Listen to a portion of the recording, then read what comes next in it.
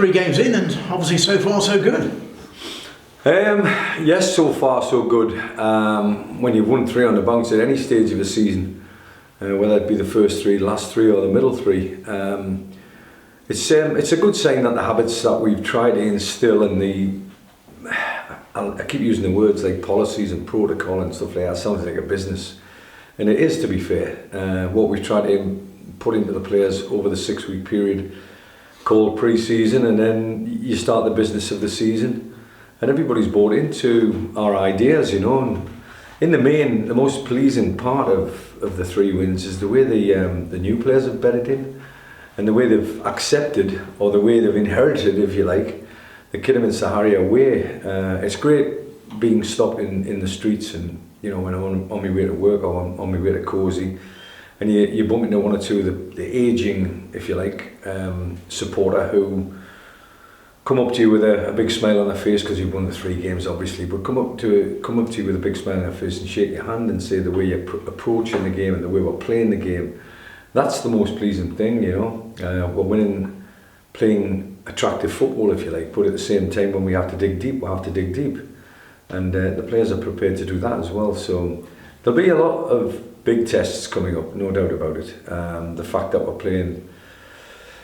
playing Saturday, Monday, there's the first real challenge. You know, Saturday, Tuesday is the norm, or 3 games in a week, Saturday, Tuesday, Saturday. But now all of a sudden we've got a scenario where we're playing Saturday, Monday, Friday, and you know, these different kinds of scenarios tend to crop up in the National League North or National League in itself, as opposed to the Football League. But we're ready for the challenge. Yeah, we've got a good group of players. We've got a lucky streak at the moment, if you like, in terms of winning games. But the most important part is that we haven't had to make too many changes. You know, we've had an unforced mild concussion to Amari, where we'll have to sit out on a protocol situation, but Ben Beresford stepped into the void, as it were, and it's a big void, you know. The club captain, and he knows this league like the back of his hand, and he's a big character, Amari. For to miss out on him and then to bring a 19-year-old lad in to replace him, I thought Ben's done brilliant. And then when he comes off the field of play, we've got Seb Thompson coming on the field of play trying to do exactly the same. So having that kind of squad, you know, that kind of enthusiasm, that kind of, I'm not going to say strength in depth, because, you know, you get past the 16 or 17 number and it goes a little bit thin, that's when you're going to get your big tests as a group. That's when we're going to get our big tests as a club. But at the moment, 3 games in, 3 wins. Ellie is doing a great job as the new physio. The treatment room is fairly empty, but we know that will change during the course of the season, just because that's the game, you know. But when them moments come, hopefully the players that are waiting in the wings at the moment, Rhys McNally at the moment, he's a regular in the back 4, back 5 last year, and he can't get a shirt, and he's trying desperately to do everything he possibly can to get a shirt.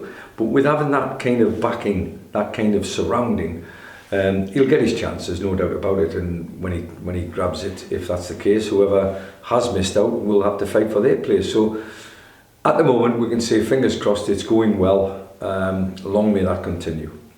You mentioned Amari, obviously got a bang in the head against Radcliffe, had to sit out the Brackley game in the week. Yeah. What are the protocols there? Assuming he recovers, when's he available again? Well, I'm trying desperately hard to make sure that we tick every box. First and foremost, the health and welfare of the player is of paramount importance, long term.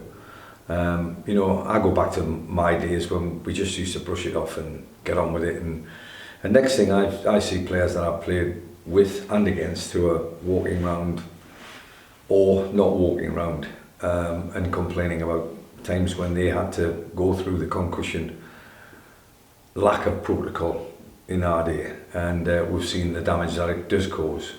I think the FA is getting to grips with that now, the PFA are getting to grips with that now, the LMA, if you like.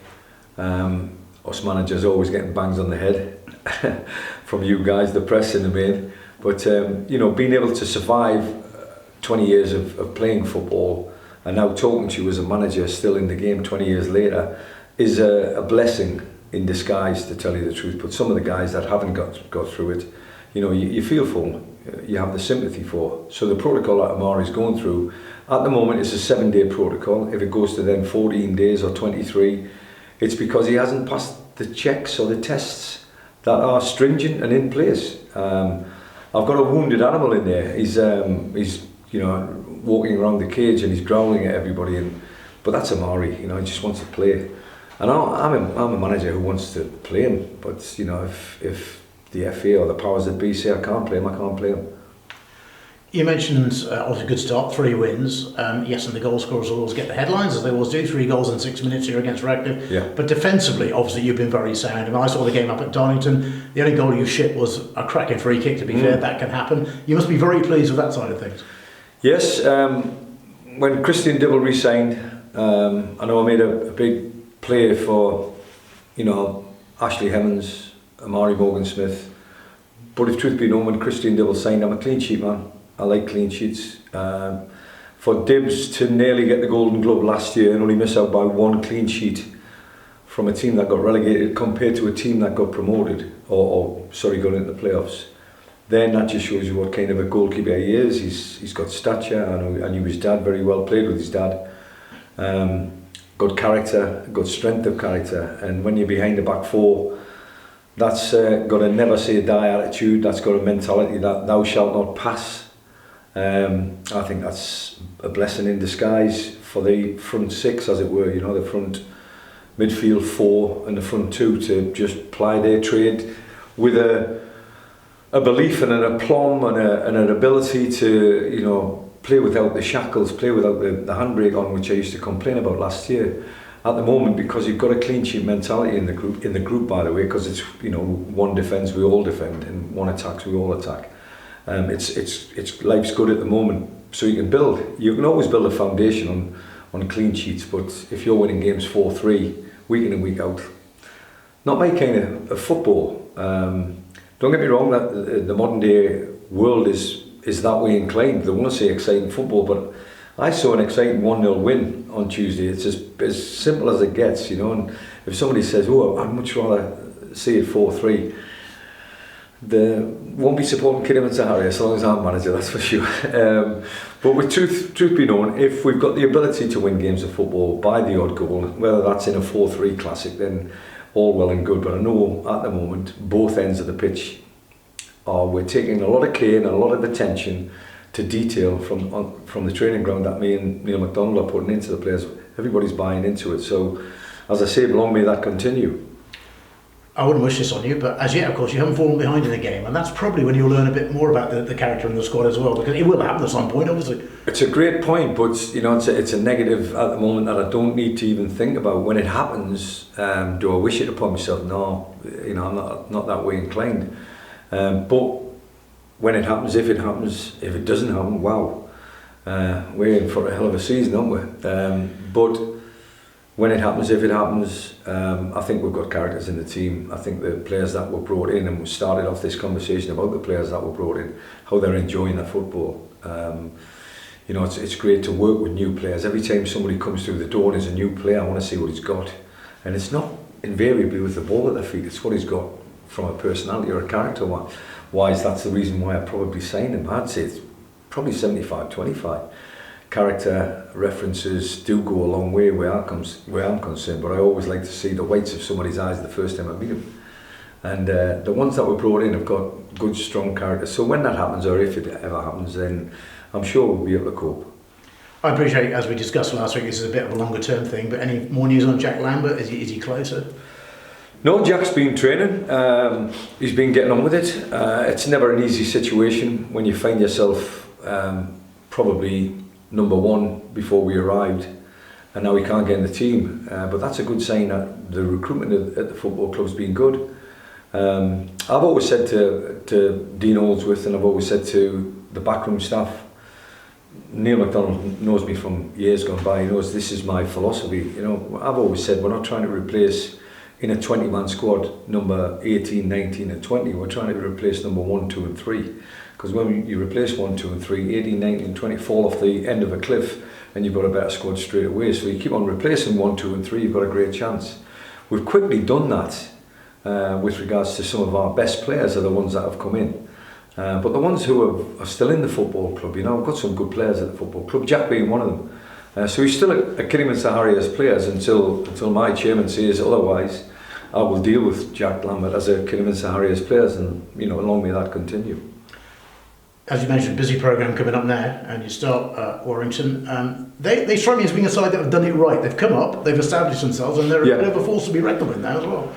Well, I think it's, when I was telling you, if I'm not mistaken, I've been to something like 16 or 17 of the 23 venues, and Warrington being one of them. I think, if I'm not mistaken, I might be wrong here, but I'm sure Everton Reserves used to play there in a transition period when they were building their training ground, their new training ground.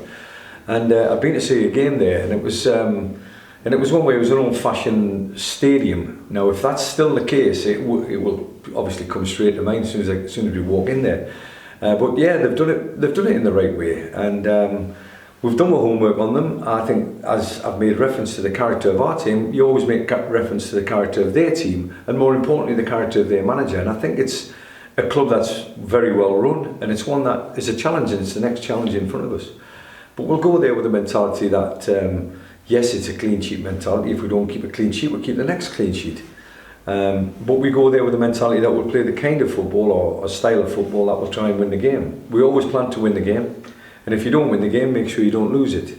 With that kind of mentality and the kind of footballers that we have in the football club, then it's a recipe for success. And we're going there on Saturday with the full intentions of trying to win the game. You're looking to bring Toppy Obadei in, or add him to the squad, shall we say? Player I've seen at Hereford last season, and good player. Very good player. You go back to Hereford, I go back to Bolton Wanderers, and I've seen Toby probably nearly 10, 12 years ago, probably more, at Bolton Wanderers, and I thought what a player he was then.